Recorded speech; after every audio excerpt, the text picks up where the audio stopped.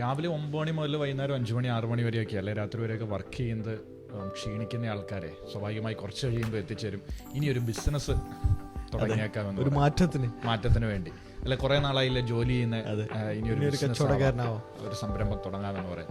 അവരെ ഈ 9 മണി മുതലൊക്കെ ഉള്ള അല്ലെങ്കിൽ രാവിലെ മുതൽ വൈകുന്നേരം വരെയുള്ള ഷെഡ്യൂൾഡ് വർക്കിലും അടുത്തിട്ടാണ് അവർ തുടങ്ങുക. ശരിക്കും പറഞ്ഞാൽ ഒരു ബിസിനസ്സുകാരനാവുന്നതോടുകൂടി 24 മണിക്കൂർ അയാൾ ജോലിക്കാരനാവുന്നു.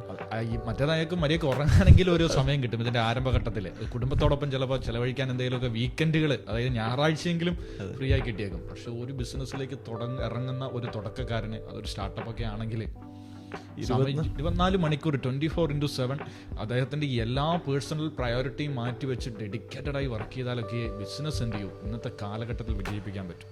എളുപ്പമല്ലല്ലോ, വളരെ കോമ്പറ്റീഷൻ ഉണ്ട്, ആശയത്തെ വിജയിപ്പിക്കേണ്ടതുണ്ട്, വലിയ റിസർച്ച് ആൻഡ് ഡെവലപ്മെന്റ് നടത്തേണ്ടതുണ്ട്. പ്രത്യേകിച്ച് ഈ മാർക്കറ്റിൽ ലൈവായി നിൽക്കുക എന്നത് ഈ കാലത്ത് ആവശ്യമാണ്.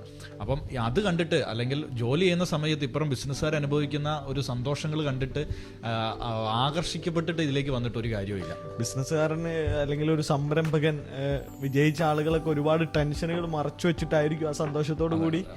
നമ്മൾ പുറമേ നിന്നായിരിക്കും പലതും നോക്കുകയാണ്, അതിൻ്റെ ഉള്ളു നമുക്ക് തിരിച്ചറിയാൻ പറ്റില്ല, സാമ്പത്തികമായിട്ടും പല മേഖലകളിലും ഒക്കെ. അപ്പം അത് വരുന്നവർ വളരെ കാൽക്കുലേറ്റഡ് ആയിട്ട് മാത്രം അതിലേക്ക് ഇറങ്ങിത്തിരിക്കുക.